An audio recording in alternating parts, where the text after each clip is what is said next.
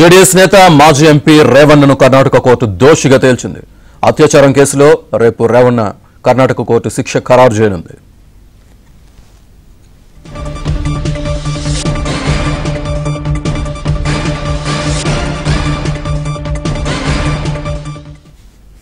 JDS నేత మాజీ MP రేవణ్ణను Karnataka court దోషిగా తేల్చింది. అత్యాచారం కేసులో రేపు రేవణ్ణకు కర్ణాటక కోర్టు శిక్ష ఖరారు చేయనుంది. పూర్తి డీటెయిల్స్ మా ఢిల్లీ బ్యూరో చీఫ్ కృష్ణ అందిస్తారు. కృష్ణ, శ్రీనివాస్, ప్రజా ప్రతినిధులకు సంబంధించినటువంటి కేసులను విచారించే ప్రత్యేక కోర్టు బెంగళూరులో ఈ రోజు జనతాదళ్ జేడీఎస్ సంబంధించినటువంటి నేత మాజీ ఎంపీ అయినటువంటి ప్రజ్వల్ రేవణ్ణకు రేప్ కేసులో శిక్షను అతన్ని దోషిగా ఖరారు చేసింది. అయితే రేపు దీనికి సంబంధించినటువంటి శిక్షను ఖరారు చేసే అవకాశం ఉంది.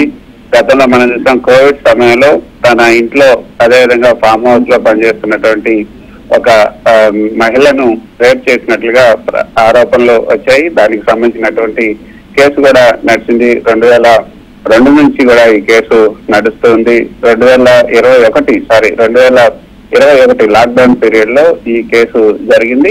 ఒకసారి ఫామ్ హౌస్ లో గన్నికాడ ఫామ్ హౌస్, అస్సాంలో ఉన్నటువంటి గన్నికాడ ఫామ్ హౌస్ లో 48 సంవత్సరాల మహిళను రేవణ్ణ అత్యాచారం చేశారు. అదేవిధంగా రెండోసారి తన ఫామ్ హౌస్ లో బసవన్నగూడి, బెంగళూరులో ఉన్నటువంటి బసవన్నగూడిలో ఉన్నటువంటి ఫామ్ హౌస్ లో కూడా ఆమెను రేప్ చేశారు అన్నదానిపైనే ఈ యొక్క కేసు నమోదైంది. దానికి సంబంధించి ఏదైతే తన మొబైల్ ఫోన్ లో విక్టిమ్ ఎవరైతే ఉన్నారో ఈ యొక్క 48 సంవత్సరాల మహిళ, దీనికి సంబంధించి తన మొబైల్ ఫోన్ లో రికార్డ్ చేయడం జరిగింది. దానికి సంబంధించినటువంటి ఆరోపణలపైనే ఈ యొక్క మొత్తం కేసు అంతా నడిచింది. 2024 ఏప్రిల్ 2024లో ఈ స్కాండల్ కి సంబంధించినటువంటి వార్త ఒకసారిగా బయటికి రావడంతో కర్ణాటక రాజకీయాలు ఒకసారిగా మలుపు తిరిగాయి.